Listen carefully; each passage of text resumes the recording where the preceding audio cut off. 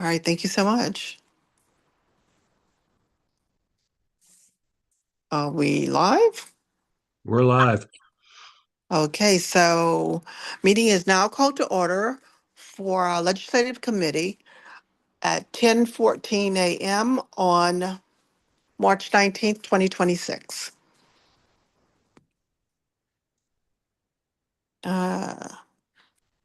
I need a roll call of voting members. Hold on a second, guys. I'm at a disadvantage because this is the one time that I'm doing the meeting and I'm not at a desk. That's okay. I'm more than happy to jump in and help. Please, Dr. Berry, while I'm fumbling Absolutely. through the phone to be able to get access to things. Absolutely. President Collins Adams made a motion to call the meeting to order. I need a second. Second. All right. Motion's been made and properly second. Was that by Mr. Watson? Byron Clemens. All right, Clemens. All right. Thank you, Mr. Clemens.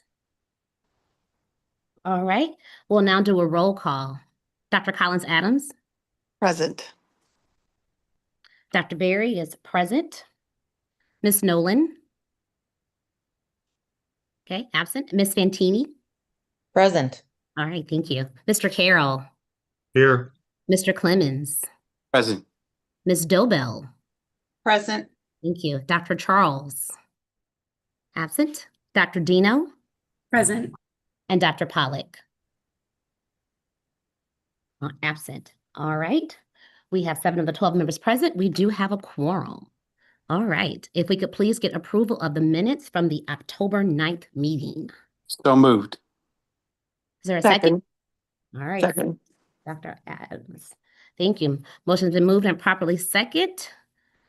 All right. All in favor. Can we get a roll call that is here? All in favor. We'll start with Dr. Collins Adams.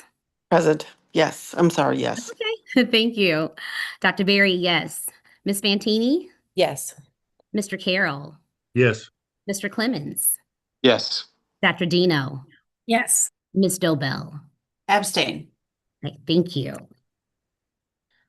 All right, we can now move on up to legislative updates. We will turn it over to Mr. Carroll. Okay, well, thank you. I'll try to keep this short and sweet to the point for everybody. We're currently on spring break, as I said. We go back on Monday afternoon for 8 weeks left in the session. So things are going to be, as I said, moving pretty quickly, at least in the House. I think they're going to slow down, though, quite a bit in the Senate in regards to certain pieces of legislation that will most likely be filibustered. In the House, they will be bringing the budget up for debate as it's being passed out of the Budget Committee. So the whole House will be taking it up before they send it over to the Senate within the next 2 weeks. The budget is currently underfunded as far as the foundation formula by about $190 million. Now, St. Louis Public, we don't get much state aid anyway through the formula, but it is going to be underfunded. Transportation formula will be underfunded a little bit. I would anticipate the Senate will try to improve that and put it back to 100% if possible. I know that in the budget, they also have included an additional $10 million for the voucher program. I'm sure that's going to be heavily debated when it gets over to the Senate as well.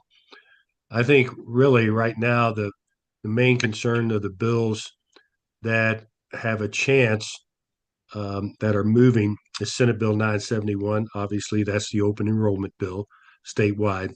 The House has not done anything on the open enrollment as in years past. The past 4 years, they've barely been able to pass it out of the House and send it over to the Senate, and we kill it every year in the Senate.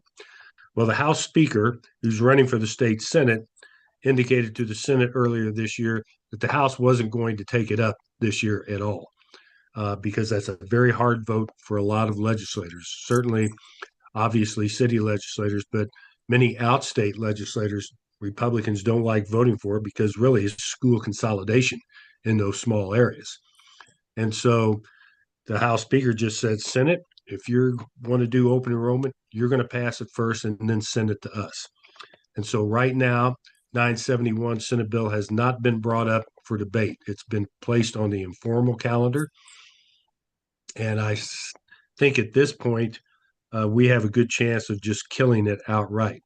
And I say that because in the governor's budget that he proposed in January, he included $7.5 million in anticipation that open enrollment would pass, to have that money there to help implement it.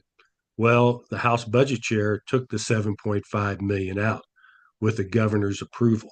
So it's no longer in the budget, which leads me to believe that they're going to kind of give up on the idea this year. We'll wait and see. But anyway, I imagine they will bring it up for debate. The Democrats will be filibustering it, as well as a few Republican senators also. The other bill, though, that the governor is still continuing to try to push is House Bill 2710, and that's the classification for school buildings in districts A, B, C, D, or F, as you all know. I spoke against it, the Senate version of the bill, and I think a gentleman from St. Louis City kind of used my testimony in some social media campaign or whatever, but such is life. It's a bad bill. It doesn't take into consideration all the variables that school districts have to deal with, whether it's poverty or homelessness, crime, you name it. So I know the Kehoe is continuing to push it. It will be the House bill that they'll be pushing, not the Senate version. So it's House Bill 2710. It's now in the Senate. It's going to be heard in Senate Education Committee on Tuesday morning at 8 o'clock when they get back into session.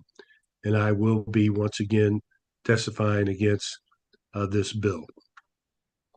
The other bill that is out there is George Huza bill. He is from St. Louis County, and it's House Bill 2404. And that's the one where charter schools can keep us from selling our buildings to somebody else. They have the right of first refusal. That bill did pass the House barely. It's now in the Senate. We've been able to kill that bill every year in the Senate. I anticipate we'll try to do the same again this year. Not to mention, the bill is just clearly unconstitutional. It's not worth the ink or the paper that it's written on. Under the Constitution, Article 1, Section 13, state law cannot interfere with private contracts. And if St. Louis City the public schools entered into a contract with some developer that wanted to turn one of our old buildings into senior housing or what have you, a charter school cannot come in and interfere with that. It's unconstitutional. I hope we can just kill it outright. I'd hate for it to pass, and then we're going to have to hire attorneys to go and fight it in court. It'd be thrown out immediately, but no sense in wasting our money on that. So I'm doing my best to just try to kill it outright. So those are really the bills that are moving. I know there's one, House Bill 3395, the one which is the Modessa, the redevelopment of downtown St. Louis and in Kansas City. That bill was given a hearing in the House. It hasn't made it over into the Senate yet, although I think there is a Senate version. I'm not sure these bills will pass. I know that St. Louis Public, basically the TIF losing out. I talked with the chairman of the Committee on Commerce, and he said that the city and the public schools still would be getting more than what we're currently getting now, which is nothing. But we'll just see. I'm going to talk with Brad Criss, the sponsor of the bill, to see if we can't do anything more so that the public schools could get a little bit more return on such an investment. So, at this point, that's all I have. I appreciate being able to communicate with the superintendent and with the president periodically. And I'm sure I'll be doing that quite a bit over the next 8 weeks as we wind things down. So although I will say, based upon the A through F and the open enrollment, I feel better now during spring break about the ability to kill these things than I did at the beginning of session. I can tell you that. And I think if the A through F bill were to pass, I think it's going to see some major changes in the Senate if they decide to even let it go at all. I can't imagine that the President Pro Tem of the Senate would do a PQ to cut off a filibuster and force a vote on these bills. One, because of the rule change in the Senate that the Democrats were able to secure, that now before the president pro tem can cut off floor debate and do a PQ, she has to have 18 signatures from senators to do that. It used to just be 10 signatures. Well, a lot of Republican senators don't want to put their name on that sheet of paper because all it's going and cut off debate is just going to make the Democrats mad. And every senator that has his name on that may have some legislation that he wants passed or she wants passed. And the Democrats will probably filibuster any legislator that signs that sheet of paper, their legislation. So that's kind of going in our favor, glad to say. So with that, I'll just stop there. If there's questions, I'll try to answer them. Like I said, I don't have any of my stuff with me. I apologize. Absolutely. But I forgot Well, this meeting was going to take place. One question from Byron Clemens, and then I have a comment. Just if you would see, Steve, if anyone on the Senate side might be able to amend the A through F legislation, HB 2710, and include charter schools and anyone who receives voucher money. Yeah, That they would have to follow A through F as well. Yeah. In fact, Lincoln Huff has an amendment to do just that. Wonderful. So, thank you. That was my comment too, that charter schools are included in the grade. And we need to be adamant about that. But Steve, when you're doing your presentation, if the biggest concern is not the consideration of neighborhoods where there's poverty or homelessness or crime or any of that, I want to take that conversation completely off the table. The biggest concern that I have, and some of the things that happen, then they're patterning all of this from Louisiana because Eric Scroggins was really clear when he did his presentation to have Louisiana and Mississippi representatives there at his big state of the assessment. I guess I can't even remember what he called it, but the luncheon address that he did. okay. They use those two states to be able to give some background to using this letter grading. What they don't take into consideration, and I want the individuals in Missouri to really see that charter schools are all included in those grades in Louisiana. And that was important. Now, the other thing is when they set a model for that, smaller schools are able actually to get a better grade because they're, the environment is so small to be able to use the criteria to their advantage. Okay. The larger schools are the ones that have the problem with it. And in a grading system, you can start off really good, you can always be downgraded. And some of the schools are being downgraded in Louisiana right now. I keep up with what's going on back home. So it's really not about the neighborhood, it's about labeling schools and what it can do to a community when you put a label on a school, whether it's really high or terribly low. A label means something and it carries until it changes. Okay. Will do. And if you need more information, I can gather some information about what's going on back home. Unfortunately, and I don't know if you guys had an opportunity to meet Clive Coleman. Dr. Coleman was the superintendent in Riverview Gardens, but he was also, he also worked at SLPS when Kelvin came here originally in 2006. And then he left, and then he came back to become superintendent of Riverview Gardens. He passed suddenly this past weekend. And so, if you have had an opportunity to ever meet him, just keep his family in your prayers. Okay. If you could send me some stuff, Dr. Adams, that'd be great. Some information. I will. Before Tuesday. I would Yes, appreciate it. I'll make a few phone calls today and see what I can get. Okay. Thank you very much. I just had two questions. Just for our listening audience, is it possible to explain the difference between vouchers and open enrollment, the small difference between the two? Well, the vouchers is you're taking state money And it used to be a tax credit voucher. Well, now they're using general revenue, state tax dollars, putting it in a program through the state treasurer's office, whereby you're giving up to $6,375, which is the state adequacy target, plus additional money if it's for uh, English as second language or free and reduced lunch students, such as that. And you're allowing that to be given to private or parochial schools, and with there's no oversight on how they're spending that money, what it's for, who's actually getting it. You can have a family of four making almost $200,000 a year able to get these things. Unfortunately, it's not going to the poor as they're saying it's going to fairly wealthy families so they can continue to send their kids to these private schools. And so that it's unfortunate. I know that Lincoln Huff, again in the Senate, has an amendment to strip out most of the general revenue.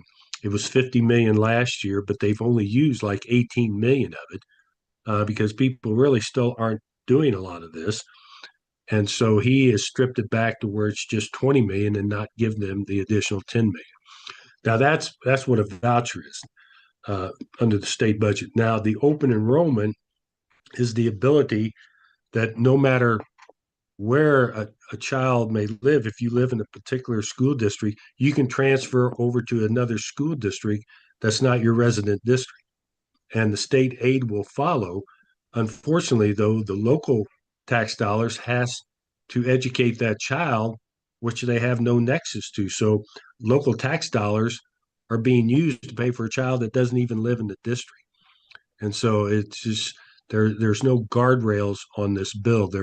The House bill did have some guardrails, but the Senate bill is just basically like it treats every school district as being unaccredited and children can leave the district statewide.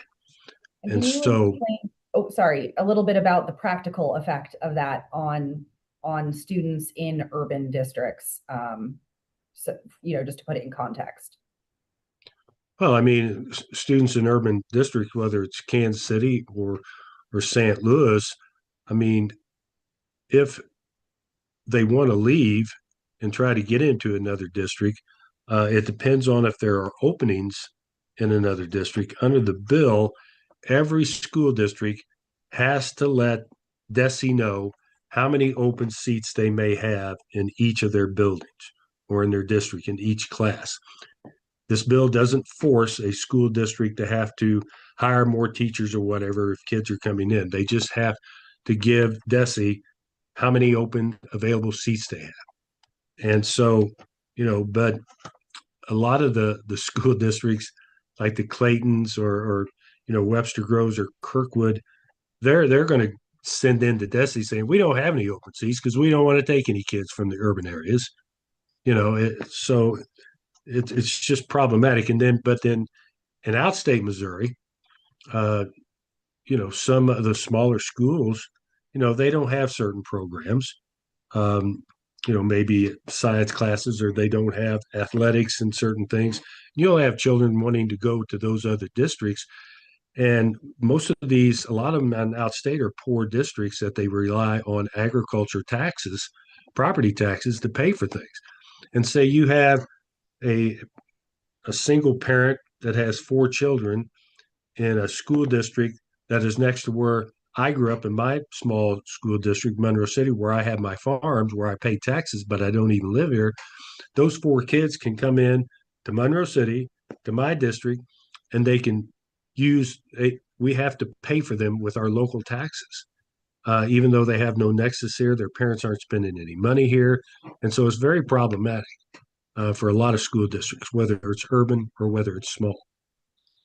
Understood. Thank you. And my last question, I know you mentioned the A through F bill actually may not even go forward, but recently I thought there was an executive order that was asking DESE to go ahead and create a plan for the A through F that they have to present to the state by June. Is that something? That isn't it.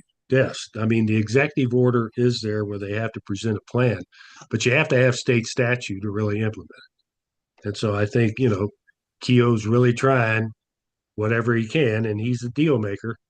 So I anticipate he'll be, heading into Senate offices and trying to, if he has to change the language to water it down and make it more acceptable to school districts, I'm sure he might be willing to do that, and maybe make some suggestions as Dr. Collins Adam indicated. So we'll see. I mean, we got 8 weeks. I think his focus, the governor's focus, like I said, has now gone from open enrollment to this A through F. He needs to get some type of education choice victory, in his opinion. Now, currently in the House bill, charter schools are included in 2710. So we need to make sure that they continue to stay in there. I hope, though, that Lincoln can get the amendment on that if you're going to take voucher money, you also, the private schools broker, you also have to follow under that grade system. Good. Thank you so much. Yeah. Dr. Collins Adams, I don't see any other questions. Are you okay for us to thank Mr. Curl and move on to any updates? Other updates? I am. Let's see, get the updates from PAC. Yes, ma'am. Thank you, Mr. Carroll. You're welcome. Very, very thorough. Yes, thank you very much. So on February 24th, for the 5th year in a row, we had our annual SLPS Families Day of Action in Jefferson City.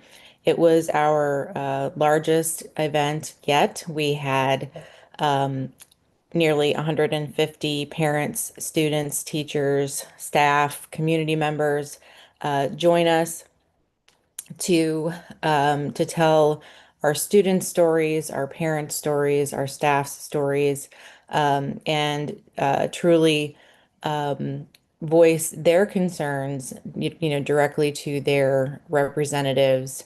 And we got a warm introduction on the House floor. Some of us were able to make it to the Senate and be introduced by our representatives, our senators there, rather. And a lot of us had some really meaningful conversations, I have to say. The most impactful aspect of the day for me was listening to the students. We had, I think, maybe 40 or so students from Bashan High School who spoke at the rally in the Capitol about things that were important to them.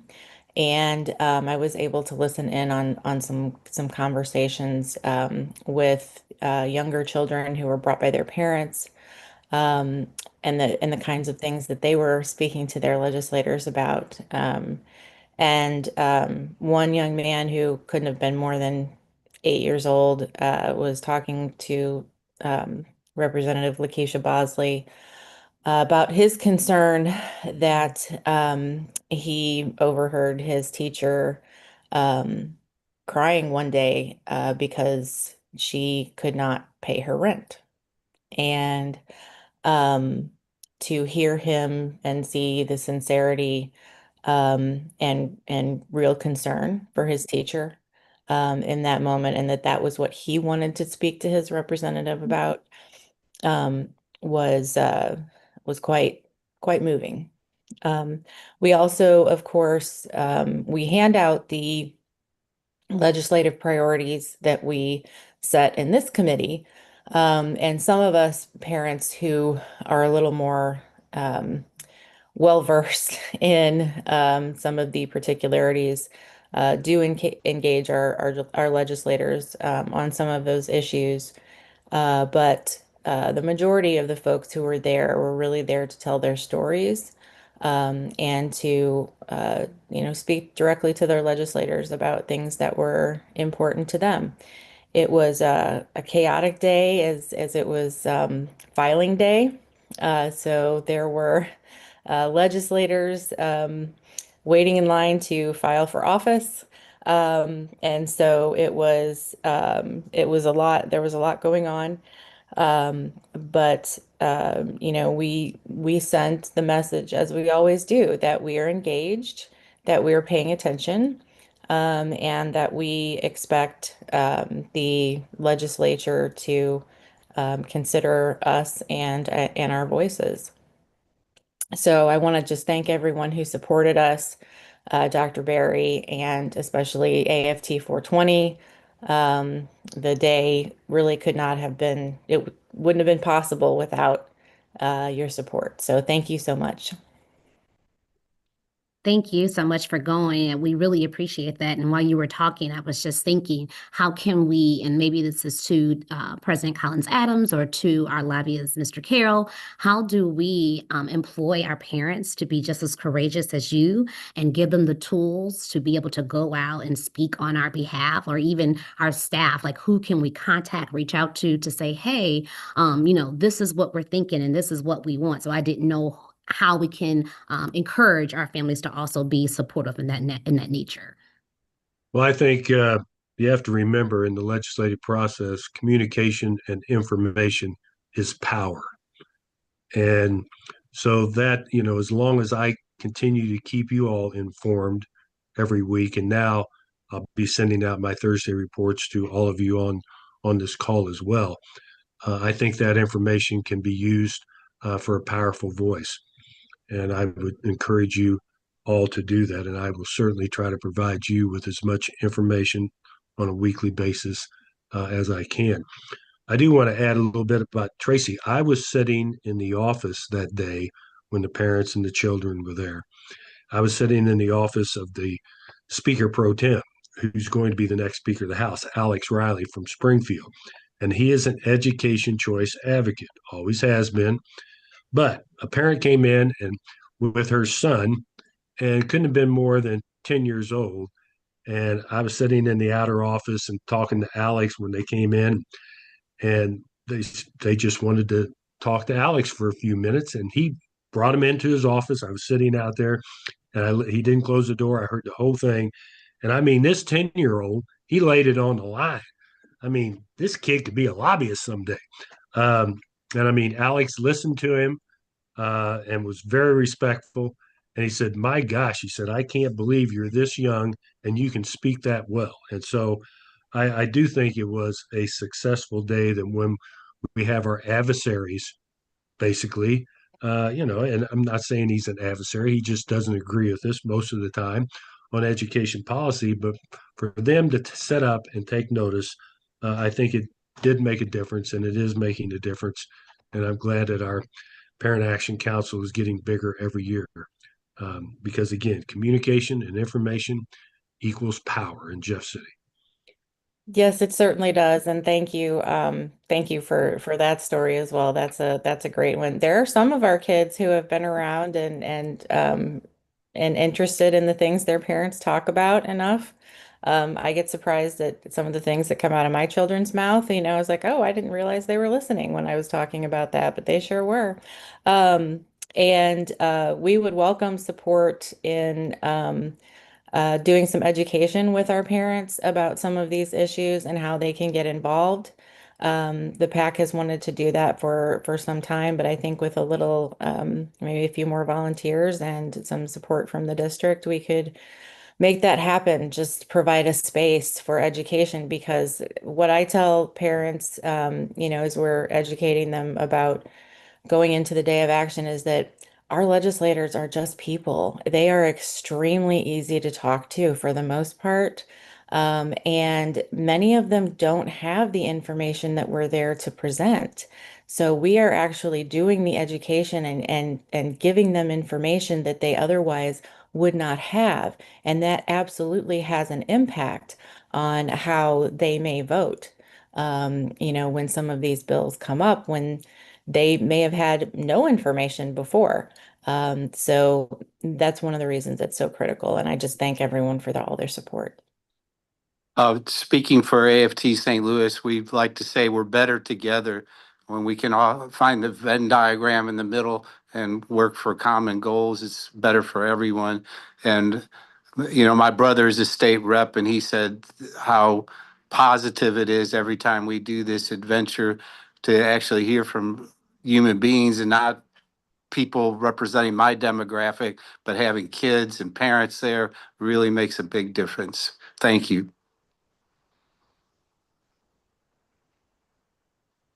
Thank you, Dr. Collins Adams. I believe that concludes the PAC update. I did not know if there were any other updates. Okay, hearing none, seeing none. Okay, thank you. Yes, Right. ma'am. Okay. There are no additional updates. I am aware of the plan that Desi has to present, Carla Essendler has to present to the governor. And as soon as we get more information on that, I'd like to be able to pass that on to everyone. Yes, ma'am. If it's okay with you, we can jump to new business, if there's any new business. Actually, that was the new business. Understood. So I'm truly interested in how that plan is going to unfold and how it's going to impact anything else based on that executive order and then the language that could be presented in the future. So, Yes, ma'am. And so if that's all the new business, and then we can certainly talk about the future meeting to make sure it's all on our calendars. We can look at our calendars now. The next meeting I have, it says Thursday, April 9th at 10 a.m.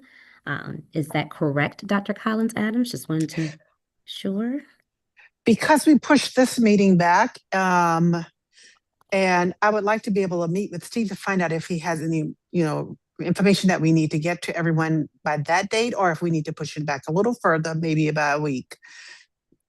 I would recommend pushing it back another week since, this one has been so late. I just think I might have more to report on at that time if you pushed it back a week. I have that noted and written down. I'll make sure I get that to Ms. Vaughn. Yes. 10 a.m. I know a few of us may have to jump off but that's okay. 10 o'clock a.m. Perfect. We And have, if we have to adjust that date, we can do that. I just need to be able to speak with Steve and then get with Ms. Vaughn, look at the calendar so that we don't have, because we have other meetings other committees that are also scheduled during the week and they are in the middle of the day and I don't want to run over and then we don't want to cut anyone short, so. absolutely. Right. And you got to remember Thursday, we're in session. So they go in session at 10 o'clock.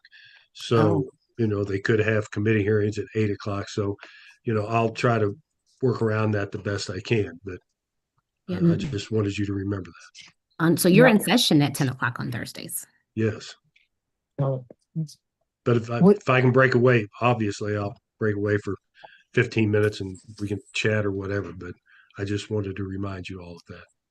No, we'll make the calendar adjustment. We'll check with everyone, send out, if we have to do a poll. I think it's really important now as the time gets tighter that we get really tight, relevant information on time and that we get it directly from Steve. He's on the ground. He sees what's going on.